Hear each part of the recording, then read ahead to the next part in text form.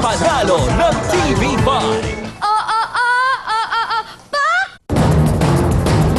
Sugatan sa pista ng Nazareno kahapon pumalo na sa mahigit 700. Sa kabila ng kaguluhan, PNP idineklarang generally peaceful ang pista. Kaskaserong jeep sumalpok sa isang bus sa Quirino Highway. Mga pasahero tumilapon. Driver ng jeep, critical ang kondisyon. Lasing na muntik nang makasagasa ng bata, binugbog ng taong bayan. Lalaki reresbak pa sana gamit ang lagari, kaya binugbog siyang muli. Matapos masalanta ng frost, probinsya ng Benguet, tatamaan naman raw ng matinding pag-ulan. Mga residente double time sa pag-aani ng pananim. Sa aksyon abroad, hotel na sobrang liit na mga kwarto, binuksan na sa China. At sa showbiz aksyon, Piolo Pascual, may ipapakilala na raw na babae sa kanyang mommy.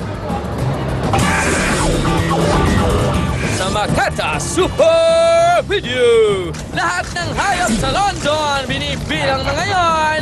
Wow! Meganon! At paglangoy sa tubig na nagyeyelo, sino kaya ang mananalo?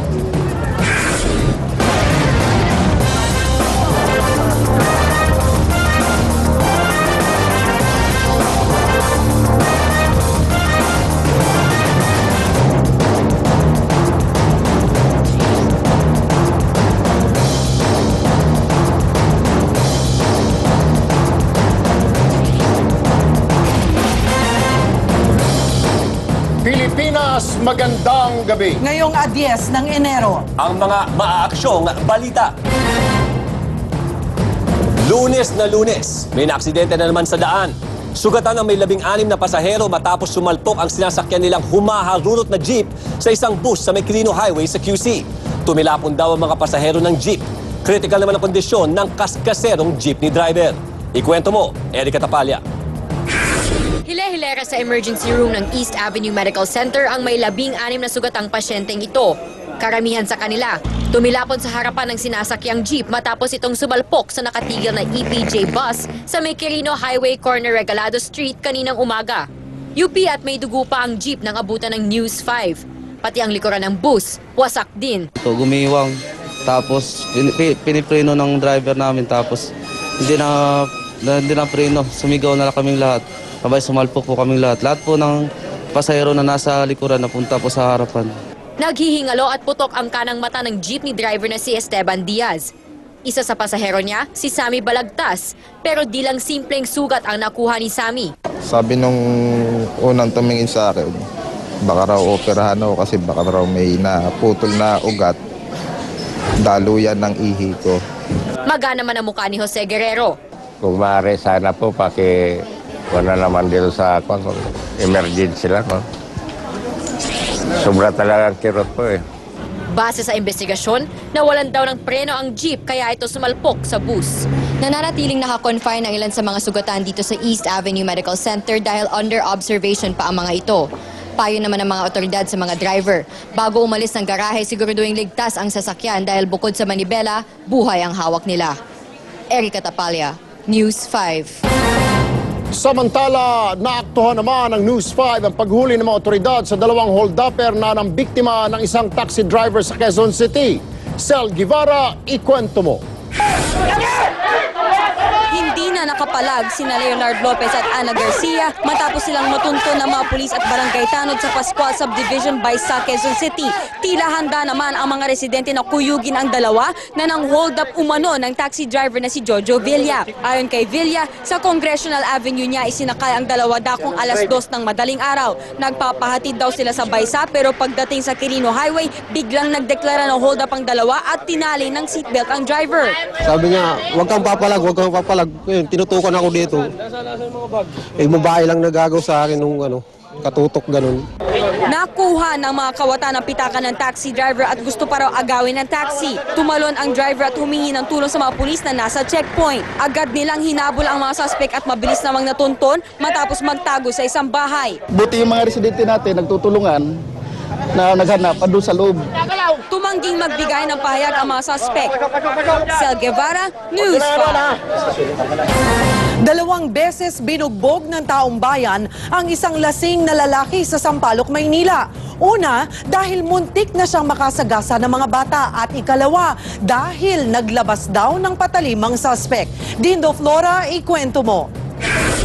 Tadtad ng plaster ang mukha at ulo ni Lorenzo de Leon na wala pa ang kalasingan niya. Makaraan siyang kuyugin ng taong bayan sa Sampaloc, Maynila.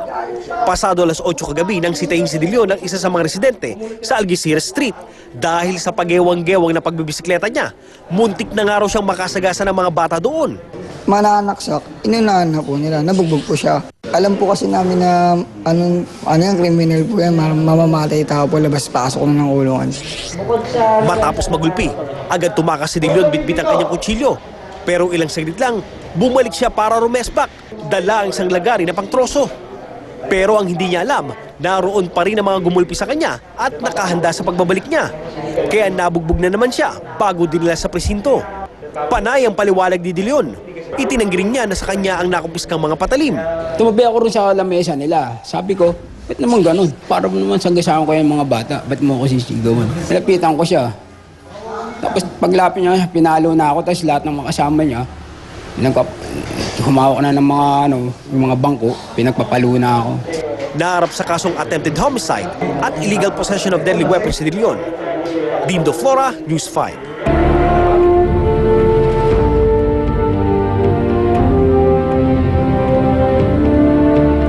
Maliit na bagay lang daw kumpara sa ibinibigay ng poon ang hirap na nararanasan ng mga deboto tuwing sumasali sila sa prosesyon. Personal kong sinubukan kung gaano nga ba kahirap sumama sa pag-iikot ng poon. Narito ang report. Marami nagsabi sa akin na magiging mahirap ang coverage na ito at hindi nga sila nagbibiro. Kita natin medyo madilim pa, hindi pa ganun kaliwanag, hindi pa sumisikat ang araw, pero yung mga deboto nagsisidagsaan na dito sa area ng Luneta, Quirino Grandstand, yung mga mula sa Tondo, mula sa Quiapo, mula sa Pasay, mula sa Makati. Nang makita ko na ang kapal ng tao sa Luneta, doon ko lang naintindihan ang susuungin kong gera. Magkahalong emosyon rin ang aking naramdaman ng mga oras na yun. So, kita natin kung gaano kadelikado yung mga tao talagang nagtutulakan at may agos. So, banda dito, okay, may konting barikada tayo, pero ito na yung tali, nakita po natin. Kung makikita mo yung tali, yan, pupulupot sa mga tao. Diyan yan ang delikadong sitwasyon kapag pupulupot na yung malaking lubid na yan sa iba't ibang bahagi ng ating katawan. Sa unang sabak ko pa lang, nahirapan na ako. Hindi ko rin agad nalaman na bukod sa pare-parehong kulay ng suot ng mga deboto, may kakaiba pa pala silang dress code na sinusunod. Timingan natin. Salahin nyo to! Salang o, salang! Tatagal ako sapatos. Oh! Salang to!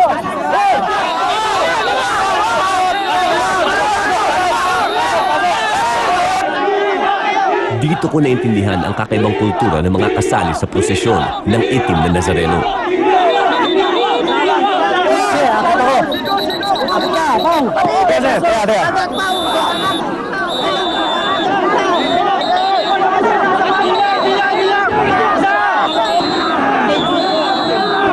Sa gitna pala ng kaguluhan, sa huli, ang pakikipagkapatiran pa rin ang nangingibabaw.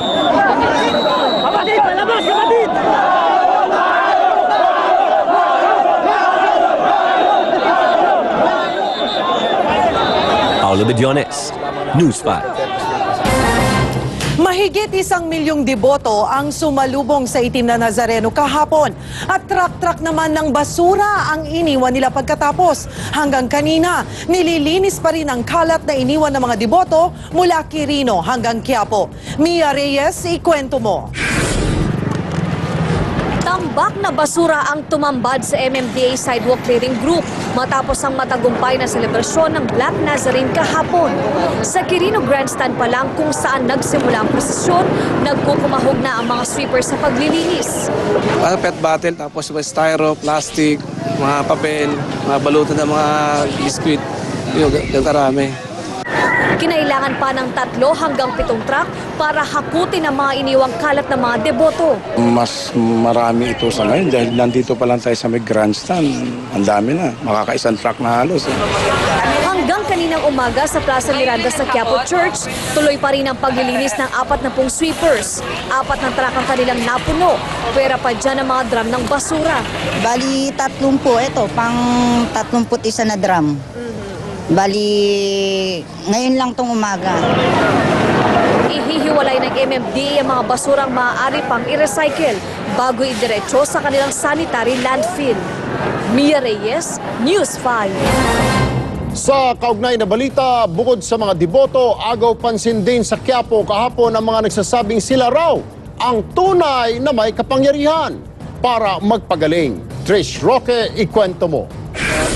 Nagtatalo ang mga lalaking ito sa mismong pista ng itim na Nazareno. Sa dami kasi na nagsasabing sila ang tunay na pinagpala, hindi tuloy maiwasan ang ganitong eksena sa pagitan ng mga nagsulputang faith healer kahapon.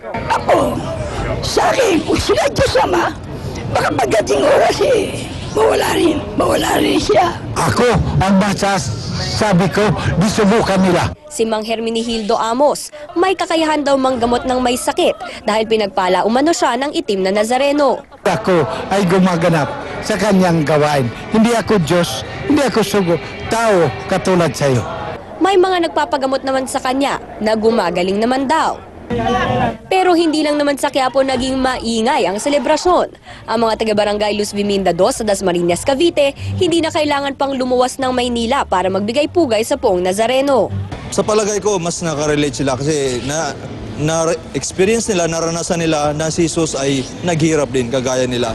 Ang debotong si Rey Tamayo, hindi man nakapunta sa Quiapo, nakasali pa rin sa selebrasyon ng Nazareno. Isa siya sa mga nagbuhat ng poon sa Cavite. Kapatid ko po, na parang after 3 years po na hindi po lumalabas ngayon. Sa kanilang sariling pamamaraan, naniniwala ang mga Caviteño na nagbigay sila ng papuri sa mahal na Poong Nazareno, malayo man sila sa Quiapo. Trish Roque, News 5.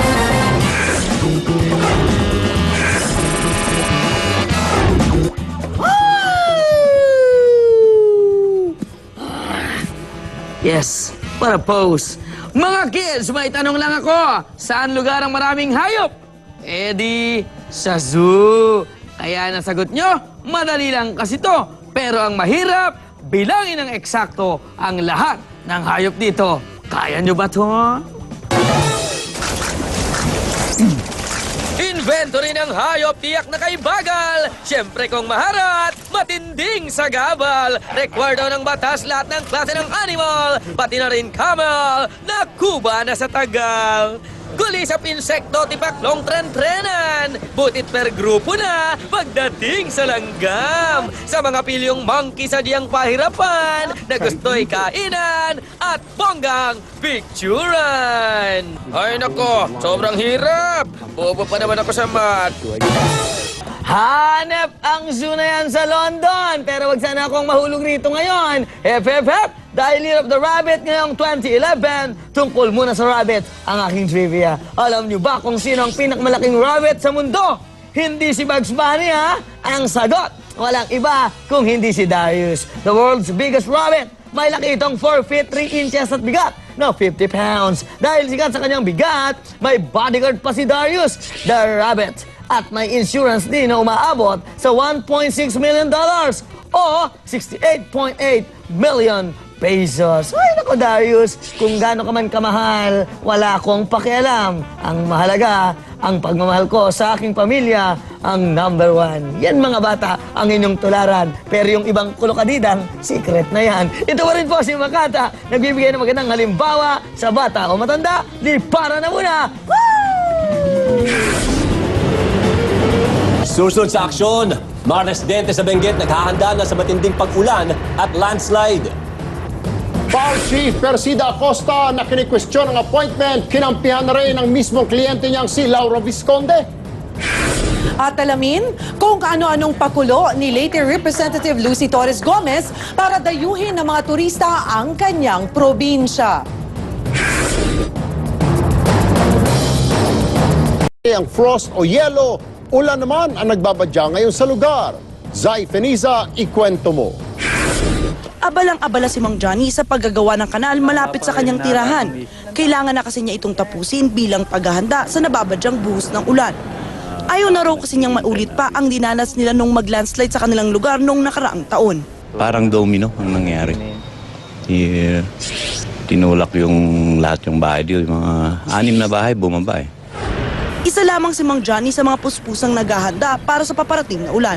Babala kasi ng Pag-asa, posibleng magdulot ng landslide ang cold front na may dalang ulan. Kaya maging mga estudyante, isinailalim na rin sa rescue training. Magagamit natin itong mga volunteers na itong mga estudyante. Hindi lang naman kasi sa kwanto, hindi lang naman sa pagtulong. Magagamit rin nila sa sariling pamilya nila. Pero ang iba tila hindi alintana ang peligro. Kahit madalas mag-landslide dito sa Benguet, lalo na kapag malakas ang buhos ng ulan, tuloy pa rin ang ilang residente sa pagtayo ng kanilang mga tirahan sa bundok, kahit pa maaring maging mapanganib ito. Hindi pa man gaanong umuulan ngayon, mas mabuti na raw na maging maagap para sa kaligtasan ng lahat. Mula rito sa Baguio, Zai Feniza, News 5. Hindi lang kapaligiran at mga kalsada ang napipinsala sa patuloy na pagbuhos ng ulan sa Albay. Unti-unti na ring nawawalan ng makakain at kabuhayan ang mga residente roon. May live update mula sa Legazpi, si Romel Lopez. Romel?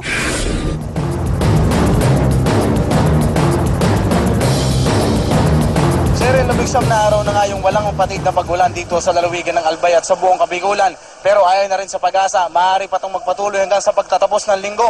Pero yung mga residente, umaaray na sa patuloy na pagsama ng panahon. Walang patid pa rin ang pagbuhos ng ulan dito sa Albay. Patuloy ang pag-apaw at pagragasa ng mga ilog. Pero kung may lubos na naapektuhan, ito ay ang mga residenteng wala nang magawa sa patuloy pa rin pagsama ng panahon. Lalo na yung mga nasa malalayong lugar, gaya na lang ni Aling Ninfa na hindi pa rin makapalaot para mangisda dahil sa lakas ng alon. Walang maano dito, walang trabaho dito kasi maulan. Yan, wala ditong pagkain.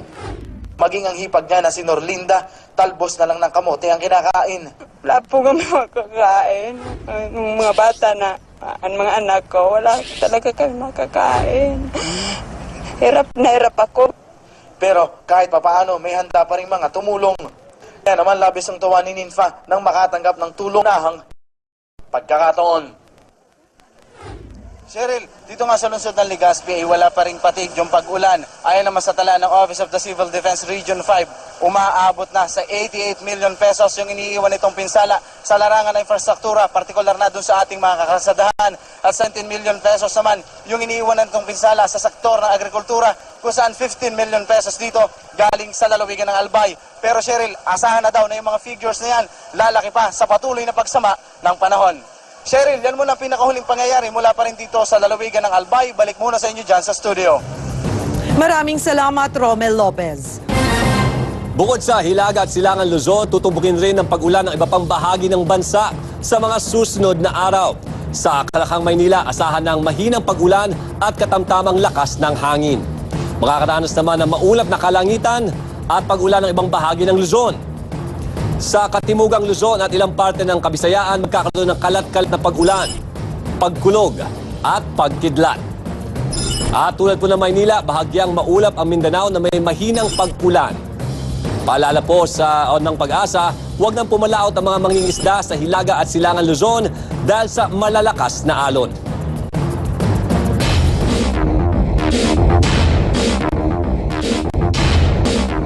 Hinihinalang hold-upper patay matapos makaengkwentro ng mga pulis. Isang lalaki patay din matapos mabaril ng sospek na umagaw sa kanyang motorsiklo at tricycle na baklas matapos bumangga sa isang SUV. Ang aksyon sa mga lansangan sa report ni Joey Villarama. Tagtad ng bala ang katawan ng hinihinalang hold-upper na ito matapos makipagbarilan sa mga pulis sa Sampaloc, Maynila kaninang madaling araw. Natsempohan ng mga pulis ang pang-hold up ng lalaki sa isang babae sa kanto ng P. Margal at Lacson Avenue. Sinubukan pang tumakas at magpaputok ng sospek kaya pinagbabaril siya ng mga pulis. Na-recover mula sa di pa nakikilalang sospek ang pera at cellphone ng biktima. Patay naman ang isang lalaki matapos barilin sa dibdib sa barangay Pinagbuhatan, Pasig kaninang madaling araw. Hinala ng mga pulis, biktima ang lalaki ng agaw motor. Kwento ng mga nakakita, may isang lalaking naka-helmet ang nagtayo ng nakatagilid na motor at pinaharurot ito. Nang umalis ang lalaki, saka lang nila nakita ang bangkay. Nakalas na ang tricycle na ito matapos umalpok sa isang SUV kaninang madaling araw sa Quirino Highway, Quezon City. Sa lakas ng pagkakabangga, tumalsik ang dalawang sakay ng tricycle. Giit naman ang driver ng SUV, tama ang pwesto niya at ang tricycle ang paggewang-gewang na sumalubong sa kanya. Agad namang isinugod sa ospital ang mga sugatan habang inaalam pa kung sino ang kakasuhan sa aksidente.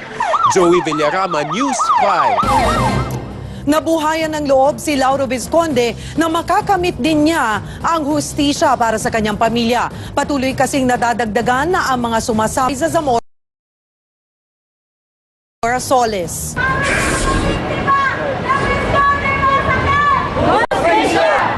Walk for Justice. Ito ang naging aksyon ni Lauro Vizconde at ng grupo Volunteers Against Crime and Corruption o VACC kaninang umaga. Layon nitong ipakita ang kanilang pagkadismaya sa naging desisyon ng mataas na hukuman na palayain ang mga akusado sa Vizconde case. Nilakad nila ang kahabaan ng Padre Faura at sandaling tumigil sa harap ng Korte Suprema. Parang nawala na ako na lakas ng loob na paglaban yung paghanap ng katotohanan. Pero napakaraming tao sumusuporta, kaya ako siguro hindi titigil, kaya hindi na lumalabas ang katotohanan at tunay na hustisya. Kasama sa paglalakad nila Mang Lauro, ang whistleblower na si Mary Rose Badong, dating AFP General Raimundo Jarque at si dating Vice Presidente Chofisto Ginggona. Si Ginggona ang kalihim ng Department of Justice o DOJ nung dinidinig ang kaso ng Vizconde sa mababang hukuman. Hanggang ngayon, nakakatiyak pa rin daw siya sa salaysay ni Jessica Alfaro. Yung paniwala ko na si Jessica Alfaro was a credible witness. Pinoproblema rin ngayon ni Mang Lauro ang pagsilip ng DOJ sa kanyang abogado na si Attorney Persida Acosta. Ayon kay Acosta, sa 15 taon niya sa PAO, ngayon lang daw kinestyon ng DOJ ang kakayanan niya bilang hepe ng PAO. Pero ipinagtanggol ni Mang Lauro ang kanyang abogado. To respect the findings of the PRC, may tenure sila. Iginiit naman ni Acosta na nararapat siyang manatili sa Public Attorney's Office. Ang tanging body, constitutional body, na merong kapangyarihan magbigay ng opinion tungkol sa mga personal matters, qualification standards, kung ano yung mga eligibility, ay ang Civil Service Commission lang. Batas na sana ay tumuldok sa pagpatay sa pamilya ni Mang Lauro. Kawalan ng hustisya, ito ang idinidiin ng grupo ni Lauro Vizconde sa naging hatol ng Korte Suprema at patuloy daw nilang kakalampagin ang mataas na hukuman hanggang makamit ang katarungang ipinagkait sa kanila. Eliza Zamora Solis, News 5.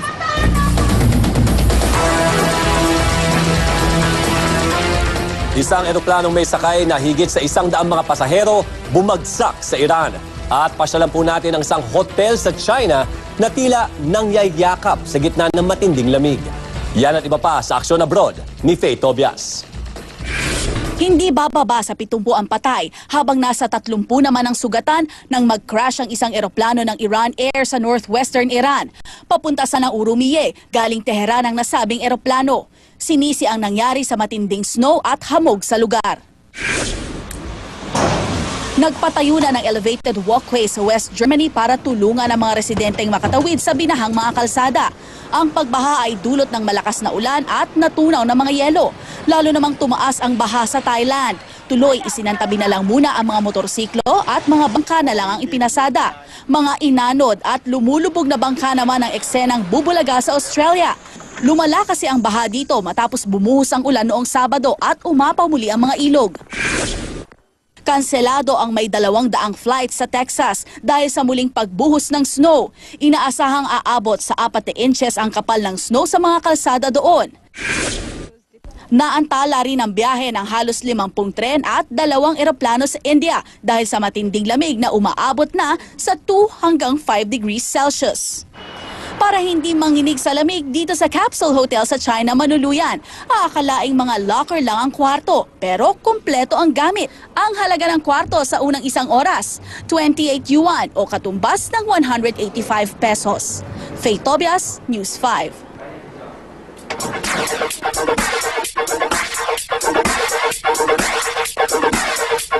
Showbiz action naman tayo. tayo. May naiisip raw ng mga pakulo si Leyte Representative Lucy Torres Gomez para makahikayat ng mga turista sa kanyang probinsya. Kung ano, sagutin mo, MJ Marfori. Kakalorga pa lang ng 2011, pero si Leyte Congresswoman Lucy Torres Gomez abala na. Inaprobahan na kasi ng Philippine Tourism Authority ang hiling niyang 15 million pesos para ma-develop ang turismo sa Leyte. It's a shame because the district is beautiful. I remember when Chris was there during the campaign, when we were riding along the coast. She said, ang ganda ng distrito, para siyang Amor Solo painting. Siyempre, naka-standby para tumulong sa kanya ang asawang si Richard. With the 15 million, she plans to put up a zip line, a jetty, and at least one parang pang wakeboarding. Abala rin ang mag-asawa sa pagtulong sa mga nabiktima ng landslide sa kalapit na St. Bernard. St. Bernard's about 120 kilometers away from Ormoc City. And meron isang grupo na tumutulong sa amin na para magbigay ng food packs. Umaksyon na rin daw sila sa kasong tax evasion laban kay Goma. The matter is with the DOJ already, and I trust naman in the system. I believe that it will be resolved fairly and on its merits. Sa usapang showbiz naman, looking forward na gumawa ng pelikula ngayong taon, si Goma. I'd love to do a movie with Mega, and alam ko matagal na siya hindi nakagawa ng movie, and maybe a comeback love story would be a good material. Siguro we'll just have to wait for a good script. Si Lucy naman hanggang hosting lang muna.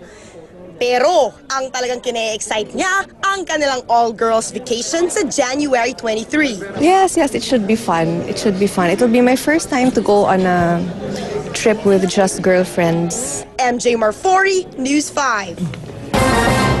Susunod sa aksyon, mga bumibiyahe sa SLEX, kumukonti na raw dahil sa taas ng toll fee. Philippine football team may bago na raw coach. Dating Briton coach ng Azcals, sumama raw ang loob. At makisaya sa swimming contest na nagyayalong balon sa China sa Makata Super Video!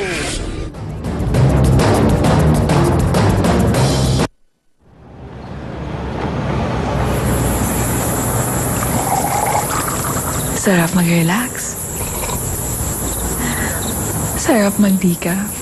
Nescafe Decaf.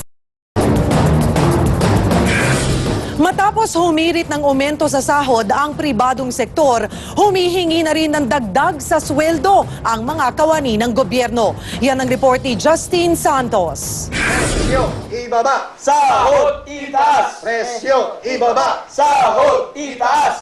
Dumoble na ang toll fees, magtataas na ang flag down rate ng mga taxi at tuloy-tuloy ang pag-arangkada ng mga presyo ng bilihin. Kaya naman ang hirit ngayon ng mga empleyado ng gobyerno, 6,000 dagdag sa kanilang mga sweldo. Ang biro nga namin, our take-home pay is not even enough to take us home. Halos 3 dekada ng street sweeper si Mar. Ang sweldo niya ngayon, 8,000 pesos kada buwan. Alam ni Mar na kung sweldo lang niya ngayon ang aasahan, malabong mapatapos niya ng kolehiyo ang 3 niyang anak. Hiling naman sana namin, hindi naman malaki yung kailangan mong yumaman, kailangan namin yung mabuhay. Makakain ng mga anak namin, makapagtrabaho, makapasok sa eskwelahan.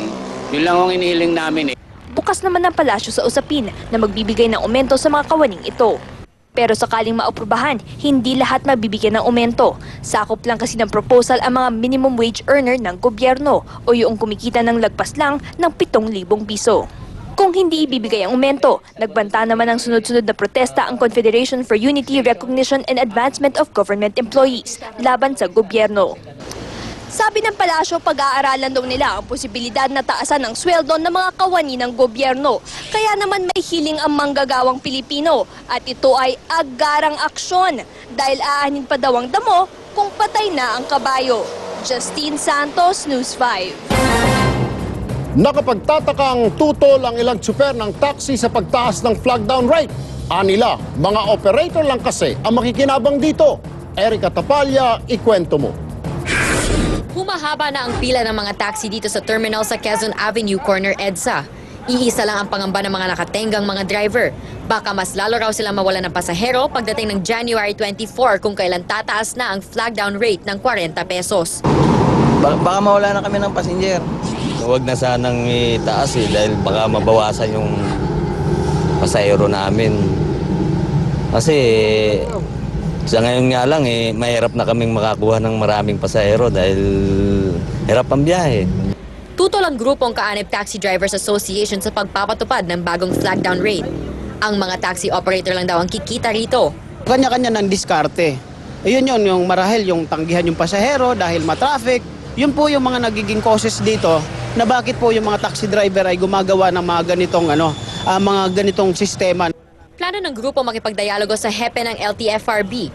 Sa ngayon, pakikiusapan na raw muna ng LTFRB ang mga taxi operator na wag nang itaas ang boundary ng mga driver para maambunan din sila ng fare hike. The purpose of the meeting is to finalize the system of calibration and inspection of the taximeter so that there will be a smooth system. Sa January 22 pa mag-iinspeksyon ng LTFRB para matiyak na calibrated ang mga metro ng mga taxi. Didikitan din daw nila ng mga sticker sa kaliwang bahagi ng windshield ang mga taxi na nakakumpleto ng requirements. Erica Tapalya, News 5. Ramdam na ramdam daw ng South Luzon Tollways Corporation ang sentimiento ng publiko. Sa unang 3 araw raw pa lang ng pagtataas ng SLEX, nabawasan ng libo-libong sasakyan ang dumaan sa SLEX. Ikwento mo, Cristina Lazo. Kung ang dami ng mga sasakyang ito ang pagbabasihan, hindi kapansin-pansin ang pagbabago sa SLEX. Pero mismong South Luzon Tollways Corporation ang umamin. Sa unang 3 araw pa lamang mula nang ipatupad ang toll hike, nasa 60,000 sasakyan ang nabawas sa mga dumaraan dito. Kung dati-rati pumapalo sa 160,000 ang sasakyan sa SLEX, mula January 1 hanggang January 3, bumaba ito ng 100,000. January 1 sinumula ng Toll Regulatory Board ang halos 250% dagdag sa toll fee sa SLEX. Yung iba, either hindi muna sila nagbiyahe o nag-bus muna sila, iniwan yung kanilang sasakyan, o yung iba nagdaan sa National Road. Pero hindi nababahala ang SLTC dahil pangkaraniwan ang ganitong reaksyon ng tao sa tuwing magtataas ng singil sa toll. Hirit pa ng kumpanya, kahit magtuloy-tuloy pa ang pagkonti ng biyaherong dumaraan sa South Luzon Expressway, wala nang makakapigil pa sa toll hike na ipatutupad kada buwan hanggang sa umabot ito sa 3 pesos and 2 centavos pagpalo ng Abril. Yung nakaschedule na mga pag-i-implement ng bagong rates, tuloy talaga yan kasi naman yan ay utos din ng gobyerno, no? Napag-usapan yun, nasa kontrata yun, so hindi rin siya makaurong. Ang mga biyahero, wala na lamang magawa kundi magtiis. Medyo mabigat din po. Pero wala ko tayong magagawa dun eh. Wala naman akong masabi. Talagang ganun, tumataas talaga. Cristina Lazo, News 5. Inaasahang makukuha ng malaking o makakuha ng malaking pera ang gobyerno sakaling matuloy ang plano nitong iparentang headquarters ng Philippine Army, Navy at Air Force. Ikwento mo, Erel Kabatbat.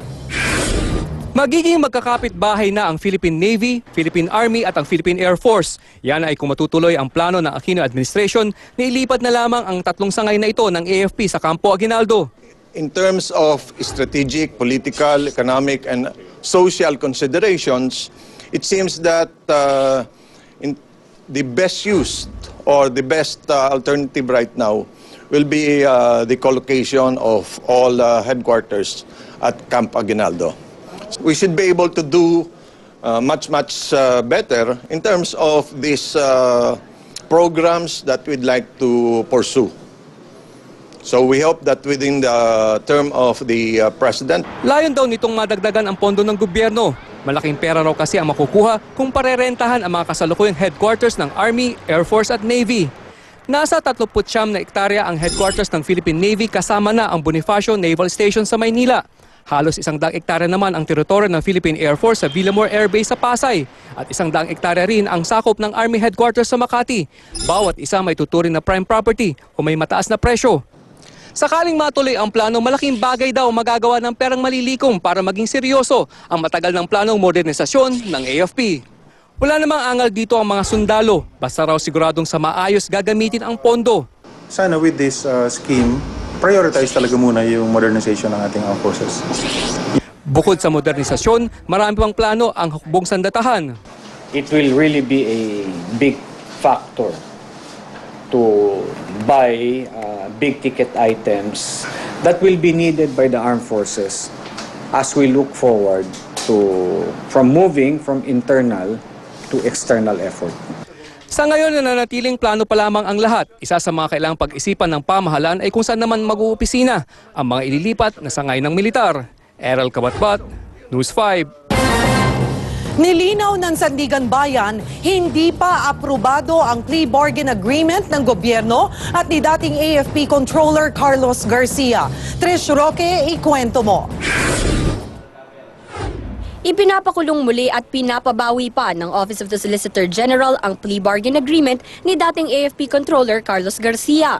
Sa unang pagdinig kasi ng Sandigan Bayan sa inihaing mosyon ng Solicitor General, giniit ng Solgen, mukhang may naging pagkukulang ang Special Prosecutor ng Ombudsman sa kaso ni Garcia. Sabi ko nga, ordinarily, these criminal cases are actually handled by the OSP under the supervision and control of the Ombudsman. Kaya lang may nakikita kami ditong sa tingin namin hindi tama. Hindi raw malinaw ang pagpasok ng prosekusyon sa plea bargain, gayong sinabi dati ng Ombudsman na malakas ang ebidensya nito laban kay Garcia. Ang korte will have to assess, make its own independent assessment kung ano itong weight ng evidence. Is it strong or is it weak? Can it secure a conviction for the accused? Giit pa ng Solgen, aprobado na ng Sandigan Bayan ang plea bargain ni Garcia, bagay na itinanggi naman ng Special Court. Bago kasi ito bigyan ng go signal, kailangang ibalik muna ni Garcia lahat ng mga ari-arian at pera na sinasabing ninakaw niya. Hanggang sa ngayon, hindi pa naman lahat yan sa pag-amin na rin ng mga prosecutors. Hindi pa lahat ng mga kondisyones na yun ay natutupad. Ang palasyo naman, kinuwestiyon ang Sandigan Bayan. Sa isang text message mula kay Deputy Presidential Spokesperson Abigail Valte, kung hindi raw inaprubahan ng Sandigan Bayan na plea bargain, bakit pinayagang makapagpiyansa ang dating AFP Controller? May 15 araw ang prosekusyon at depensa para sagutin ang mosyon ng Solicitor General. Trish Roque, News 5. Naghain na ng motion for reconsideration ang Philippine Airlines sa Department of Labor. Ito ay para tutulan ang pagpabor ng DOLE sa extensyon ng retirement age ng mga flight attendant sa 60 years old mula sa dating 45 years old. Sa ibang balita, iginit ng Civil Aeronautics Board na protektado ng konstitusyon ang domestic carriers. Kaya malayong malugi ito, may pasaman ang open skies policy. Nangangamba kasi ang local airlines na liliit ang kita nila oras na dumami ang mga banyagang eroplano sa ating bansa.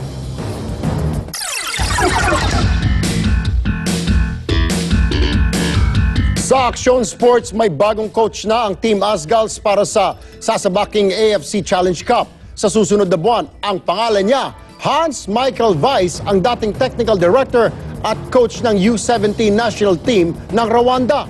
Kumpiyansa ang team manager ng Asgals, malaking tulong ang karanasan ni Weiss para maipanalo ang Philippine football team. Masamang-masama naman ang loob na pinalitang si Simon McMenemy na hindi man lang daw siya sinabihan na papalitan pala siya. Pinalitan daw si McMenemy dahil wala raw siyang lisensya na isa sa mga requirement para sa mga AFC qualifier.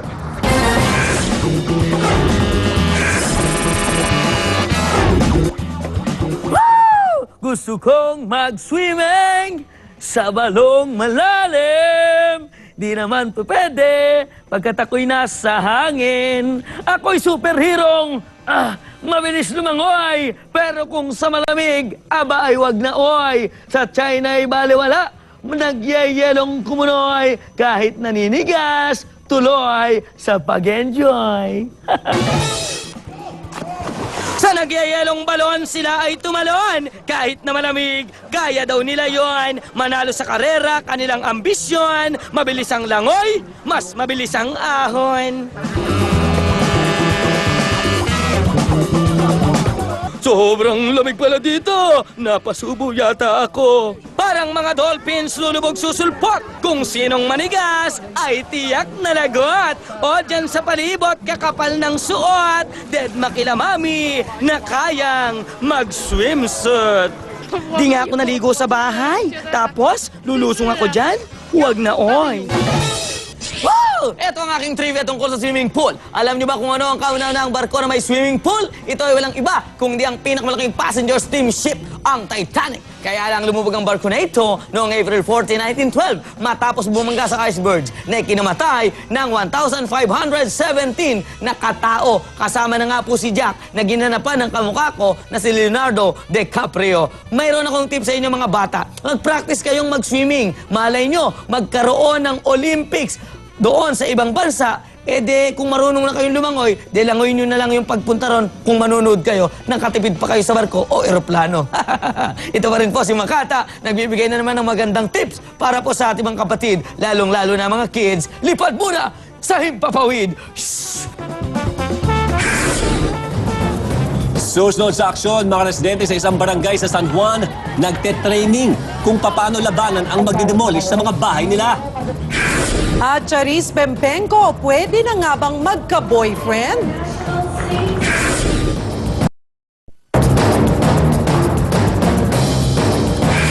Handang-handa na sa gera ang mga residente sa barangay Corazon de Jesus sa San Juan. Hindi pa man nagsisimula ang pagdidemolish sa kanilang mga tahanan. Ino Habana, ikwento mo. Hindi sila mga sundalo, pero aakalaing mong nagsasanay sila para sa isang gera. Mga residente sila ng depressed area sa barangay Corazon de Jesus sa San Juan na nanganganib mawala ng tirahan.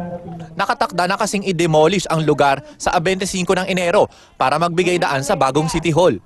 Pagmamatigas nila, handa silang ipaglaban ng lupa na pag-aari umano nila base sa kasulatan mula sa nakaraang administrasyon. Ito ay proklamasyon ni Gloria Macapagal Arroyo na sinasabi nga ito ay ina-award sa mamamayan ng Corazon de Jesus. Pero ayon sa barangay captain doon, naipaliwanag na sa mga residente kung bakit dapat silang umalis sa lugar. Alam mo kasi minsan kahit anong paliwanag mo ng positibong future o kinabukasan ay medyo naiiba na ng konting paliwanag sa mga tao. Kaya nagkakaroon ng iba't ibang paniniwala. Nangangamba naman ang mga otoridad na magkaroon ng gulo sa demolisyon dahil napasukan na ang hanay ng mga residente ng ilang mga militanteng grupo.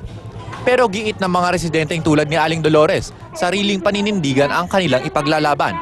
Ay, paglalaban namin yan. Paglalaban namin kasi dito na kami tumanda eh. Sa kabila nito, umaasa pa rin ang mga residente na hindi mauuwi sa karahasan ang demolisyon. Ino Habana, News 5.